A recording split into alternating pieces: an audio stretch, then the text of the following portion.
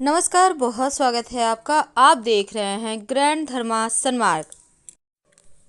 न्याय के देव शनिदेव और इनके प्रकोप से बचना हर कोई चाहता है, क्योंकि अगर शनिदेव नाराज हो जाए या किसी व्यक्ति के ऊपर शनि की 7.5 ढैया चले तो जीवन में परेशानियां बढ़ जाती है। नौकरी व्यापार से संबंधित परेशानियां तो आती है, साथ ही इस दिन शनिवार के दिन अगर हम शनिदेव की विशेष पूजा आराधना करते हैं, कुछ खास उपाय करते हैं, तो शनिदेव प्रसन्न होते हैं और पूरे साल बस ये समझ लें कि जो निगेटिव प्रभाव है, अशुभ प्रभाव है, उससे मुक्ति मिलती है, धन आता है, नौकरी व्यापार में सफलता मिलती है। तो शनिदेव को प्रसन्न करने के लिए इस दिन विशेष तरीके से अनुष्ठान भी किए जाते हैं, तमाम तरह के प्रयोग किए जाते हैं। पर क्या आपको पता है, एक ऐसा दिया जो जीवन के हर मुश्किलों से आपको बाहर निकाल सकता है। तो आज चलिए जानते हैं विस्तार से। देखिए, सबसे पहली बात, अगर आपके जीवन में परेशानियां ज़्यादा हो, ना नौकरी चले, ना रोजगार मिले, ना घर परिवार में सुख है, ना संतान की प्राप्ति, कहीं न कहीं आपको लगता है कि ये सारे ग्रहों का चक्कर चल रहा है, कि आप चारों तरफ से बर्बाद हो रहे हैं, तब ऐसे में आप छोटा सा प्रयोग जरूर करें। किसी भी शनिवार को कर सकते हैं। तो इस शनिवार एक प्रयोग जो जीवन की मुश्किलों से बाहर निकालेगा।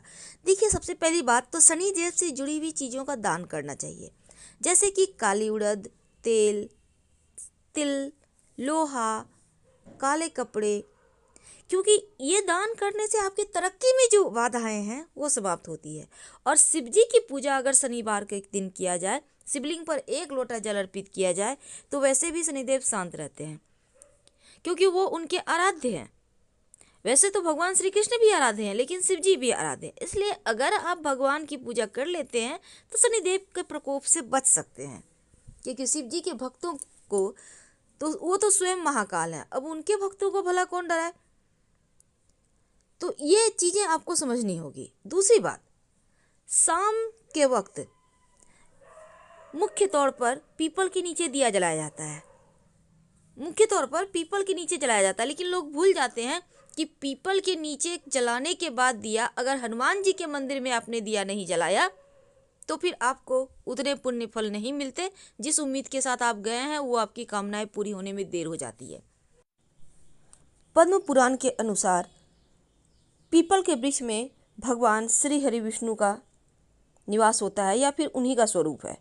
इसीलिए धार्मिक दृष्टि से पीपल का वृक्ष को देव वृक्ष कहते हैं।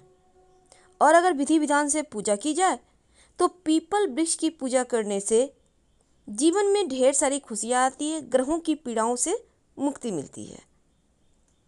तो भगवान विष्णु, माँ लक्ष्मी जी, पीपल के पेड़, जड़ में भगवान विष्णु, तने में केशव, शाखाओं में नारायण, पत्तों में भगवान हरि और फलों में सब देवताओं से युक्त अच्युत सदा निवास करते हैं। यह वृक्ष मूर्तिमान श्री विष्णु स्वरूप है और महात्मा पुरुष इस वृक्ष के पुण्यमय मूल की सेवा करते हैं। अब इनका गुण ही इतना है कि कामनाओं को पूर्ति करने वाला, जो मनुष्य इनके आश्रय में आ गया, हजारों पापों का नाश करने वाला ये पेड़ है। और पद्म पुराण के अनुसार पीपल को प्रणाम करने और उनकी परिक्रमा करने से आयु लंबी होती है। जो व्यक्ति इस वृक्ष को पानी देता है वह सभी पापों से छुटकारा पा लेता है।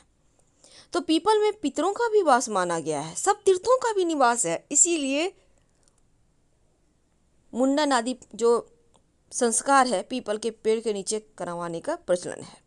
अगर शनि की 7.5 ढैया परेशान करे तब उसके कुप्रभाव से बचने के लिए हर शनिवार को पीपल के वृक्ष पर जल चढ़ाकर 7 बार परिक्रमा करना चाहिए। और शाम के समय पेड़ के नीचे दीपक जलाना भी जरूरी है। हालांकि एक ऐसा पेड़ है पीपल का पेड़ जो 24 घंटे ऑक्सीजन ही छोड़ता है, जो मनुष्य के जीवन के लिए भी जरूरी है। इसीलिए देव वृक्ष कहा जाता है पीपल के वृक्ष को।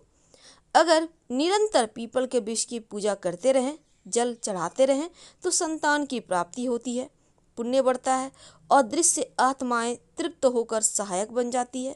कोई कामना है तो वह भी पीपल पूर्ति करता है। और अगर किसी कामना के निमित्त पीपल के तने में चारों ओर कच्चा सूत लपेटे तो वो मनोकामना पूर्ण हो जाती है, क्योंकि भगवान श्री कृष्ण के अनुसार क्योंकि शनिदेव की छाया इस पर रहती है और उनकी छाया यज्ञ, हवन, पूजा पाठ, कथा, पुराण के लिए श्रेष्ठ मानी गई है। इसीलिए उनकी पूजा कर परिक्रमा की जाती है। तो शनिवार के दिन कैसे करेंगे उनकी पूजा और क्या छोटे छोटे प्रयोग हैं? देखिए, जब भी आप पीपल की वृक्ष की पूजा करते हैं तो जल, कच्चा दूध थोड़ा सा अर्पित करें। चाहे तो उसमें एक चुटकी काला तिल, थोड़ी मीठी वस्तु भी डाल सकते हैं। और फिर 7 परिक्रमा करके सूर्य, शंकर, पीपल इन तीनों की पूजा करें। चढ़े जल को नेत्रों पे हल्का सा लगाएं और बोलें पितृदेवाय नमः, पितृदेवाय नमः, पितृदेवाय नमः, पितृदेवाय नमः, यानी 4 बार बोलना है। राहु, केतु, शनिदेव, पितृदोष सब समाप्त हो जाता है। और पीपल के पत्तों से अच्छे काम में, शुभ काम में घर के मुख्य दरवाजे पर बंधन बार बनाए जाते हैं। लेकिन यहाँ पर देखिए, सूर्योदय से पहले अगर पीपल के वृक्ष की आप पूजा करते हैं तो सही नहीं है, क्योंकि पीपल पर दरिद्रता का अधिकार होता है अंधेरा जब हो जाता है। इसीलिए कहा जाता है पीपल के पेड़ के नीचे दिया जलाओ तो जल्दी ही जला लो, अंधेरा होने के बाद नहीं। और सूर्योदय के बाद लक्ष्मी का अधिकार होता है, तो सूर्योदय से पहले पीपल का पेड़ भूल कर भी पूजा ना करें, नहीं तो परिणाम बहुत बुरा होगा। और पीपल का पेड़ ना तो काटना चाहिए ना नष्ट करना चाहिए, ब्रह्म हत्या के समान पाप लगता है। और पीपल के पेड़ के नीचे सोना रात के समय अशुभ माना जाता है। लेकिन अगर आप दिन में रहते हैं तो बढ़िया बात है, पर रात में नहीं। अब पीपल के वृक्ष के कई ज्योतिषीय गुण भी हैं। पीपल का वृक्ष का सीधा संबंध बृहस्पति से भी है और बृहस्पति को सभी ग्रहों में सबसे अधिक लाभ देने वाला ग्रह माना गया है। और बृहस्पति जब भी किसी की कुंडली में प्रवेश करता है तो व्यक्ति को जीवन में जो परेशानी है वो खत्म हो जाती है। वैसे तो माना जाता है पीपल के पेड़ में जल चढ़ाने से कुंडली में मौजूद कमजोर बृहस्पति मजबूत होता है। तो ज्योतिष शास्त्र में पीपल वृक्ष की महिमा बहुत ज़्यादा है। आइए हम कुछ छोटे छोटे प्रयोग जानते हैं। क्योंकि पीपल की पूजा से व्यक्ति को दान धर्म की प्रवृत्ति बढ़ती है, बुद्धिमत्ता बढ़ती है। कैसे करेंगे पूजा और कैसे मनाएंगे, कैसे एक चुटकी मिट्टी का महाप्रयोग करेंगे? देखिए, सबसे पहली बात, शनिवार का दिन 9 ग्रहों के परिवार में न्याय के देवता माने जाने वाले शनिदेव को समर्पित है और पीपल के पेड़ में शनिदेव का वास है। अब ब्रह्म पुराण में एक प्रसंग आता है, इसके 118वें अध्याय के अनुसार शनिदेव कहते हैं, मेरे दिन अर्थात शनिवार को जो मनुष्य नियमित रूप से पीपल के वृक्ष की स्पर्श करेगा उनके सब कार्य सिद्ध होंगे और मुझसे उनको कोई पीड़ा नहीं होगी।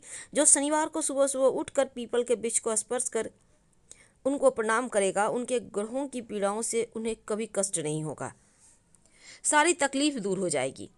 वैसे तो हनुमान जी को 11 पीपल के पत्ते लेकर हर पीपल के पत्ते को साफ कर लें अच्छे से, राम लिखिए सिंदूर और तेल या फिर घी मिक्स करके, आप उसके बाद ले जाकर हनुमान जी को माला बनाकर पहना दें तो जीवन के बहुत सारे कष्ट समाप्त हो जाते हैं।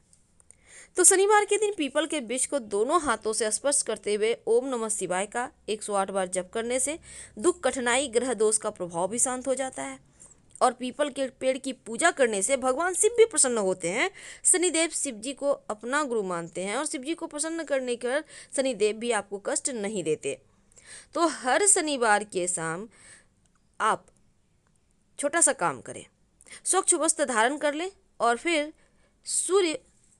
सूर्यास्त जो है उसके होने के पहले, यानी कहने का तात्पर्य शाम के वक्त ज़्यादा अंधेरा ना हो, पीपल की जड़ के पास आप जल लेकर जाएं, अर्पित करें और फिर सरसों के तेल का दिया जलाएं। ऐसा करने से शनि की दशा का प्रभाव कम होता है, कष्टों का निवारण होता है।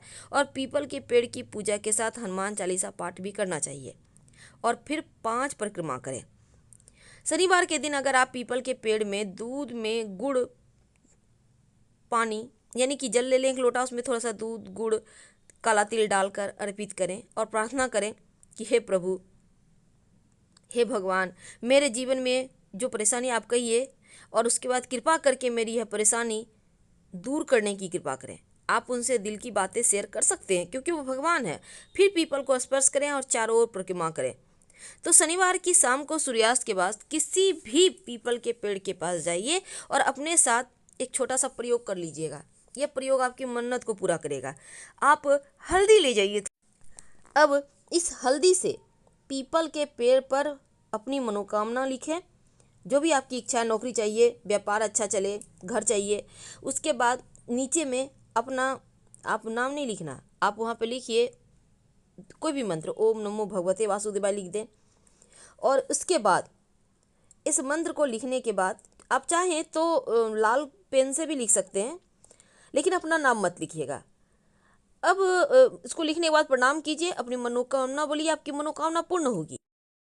तो फिलहाल हम आपसे विदा लेते हैं। प्लीज़ लाइक कर सब्सक्राइब जरूर करें और आप कमेंट जरूर कीजिएगा, साथ ही शेयर भी करें वीडियो को। धन्यवाद।